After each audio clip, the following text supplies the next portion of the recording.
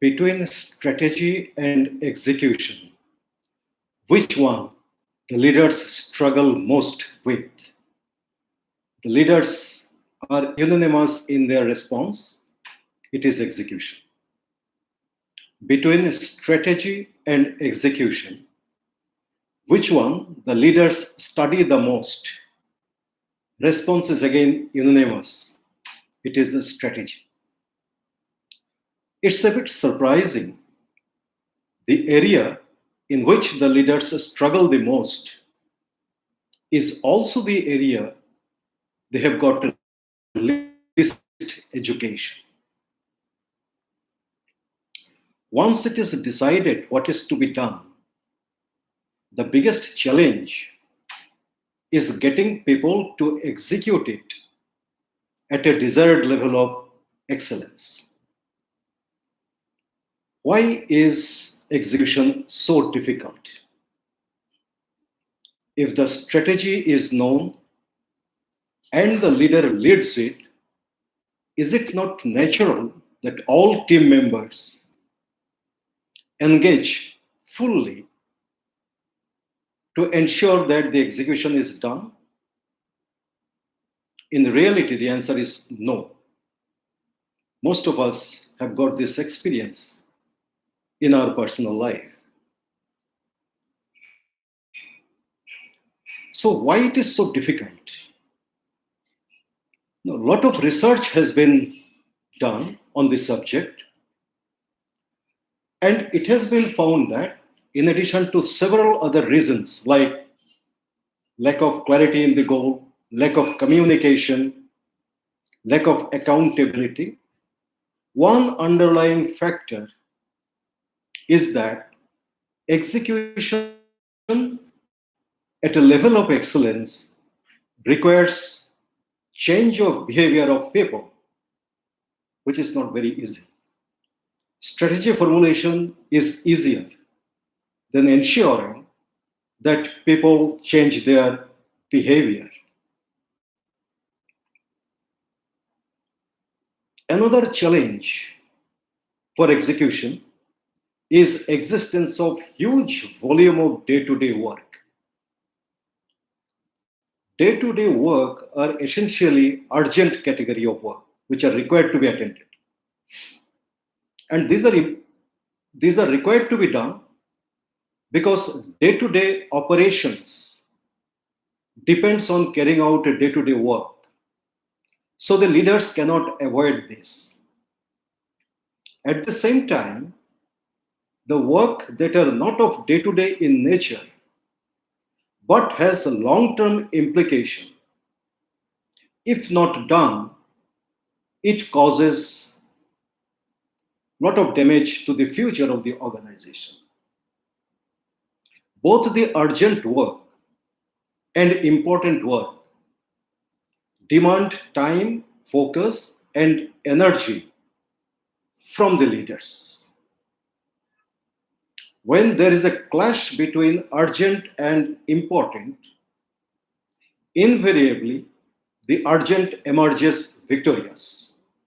Leaders pay their attention towards the urgent work, ignoring the important work, which, as has been explained, causes injury to the long-term health of the organization. A lot of researchers, including Chris McChesney, Sean Covey, and other researchers have done extensive work on the subject of challenge in execution. And they have come up with four principles called as 4 disciplines of execution.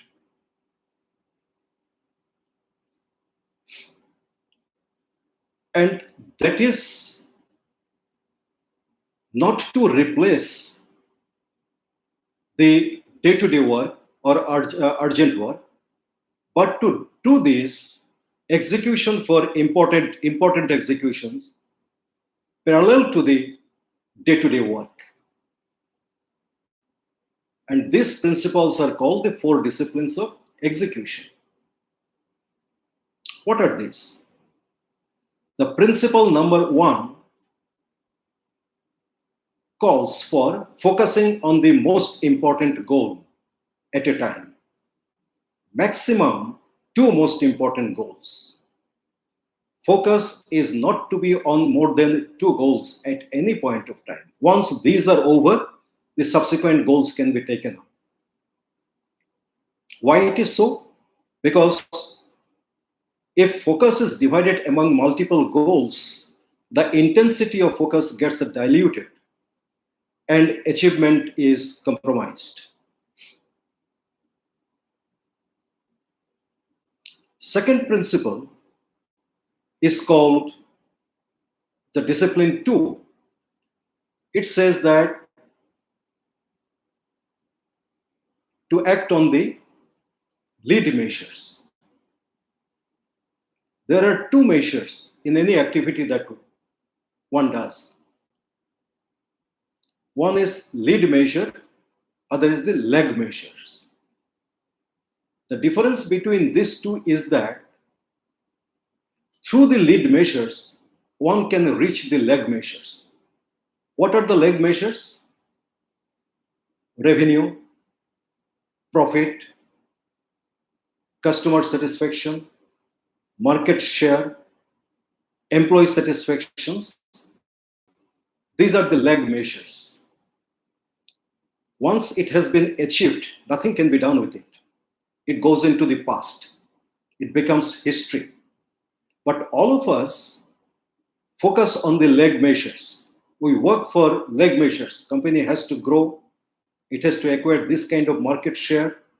It has to generate this much of revenue. The yearly sales should be this much. So therefore, the leadership attention is on the lag measures. And the lead measures are ignored. What is the lead measure? What is the lag measures? What is the relationship between them? To explain this, an example can be cited. Someone decides to reduce weight by 10 kilo in a period of 1 year. And after consulting many people, including the physicians, it has been arrived at, for this purpose, he has to restrict his calorie intake, food consumption, to a specific limit per day. And he must undertake exercise for about 1 hour every day. The combination of these 2 shall result in his weight loss by 10 kilo at the end of 1 year. This measures restricted calorie intake and exercise every day are the lead measures, because these measures acting on this shall lead to the lag measure of weight reduction. So that's the difference between these 2. The access to lag measure is the lead measures. But we focus only on the lag measure. The lead measures are the secret weapon for execution, which generally we ignore because our attention is on the lag measures. How much revenue we have generated, how much profit we have generated, so on and so forth. The third discipline, so to say the third principle, is to create a compelling scoreboard. The scoreboard helps us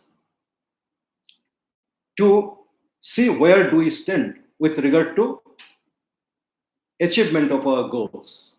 And that helps us to engage more on the task so that one can achieve the goal. Like the case of cricket match, if the scoreboard indicates how many overs are left, how many wickets are in hand, how many runs have to be scored. And accordingly, the players engage themselves in ensuring that the victory is achieved. Therefore, the scoreboard enhances engagement and hence enhances execution. The fourth discipline is called creation of cadence of accountability. And the fourth discipline is the most important of all the four disciplines. If the fourth discipline is not executed, is not done, then execution excellence cannot be achieved. What is cadence of accountability and how does it work? Cadence of accountability means creating a rhythm of periodic meetings among the team members who are entrusted with achievement of a goal. There, the team members meet periodically, usually once a week, for 20 minutes to half an hour. They hold themselves accountable.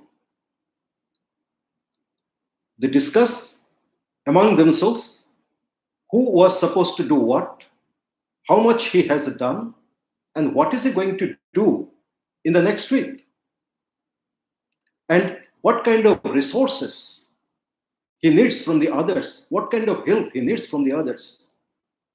So, holding people accountable and making a commitment by the members themselves is something that moves the accountability part and that enhances execution. These four disciplines are almost natural laws.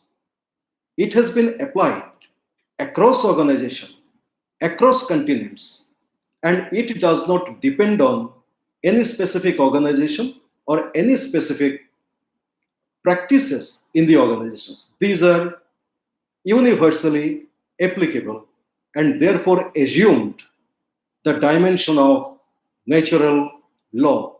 With these four natural laws, that is four discipline, it is possible to achieve excellence in execution.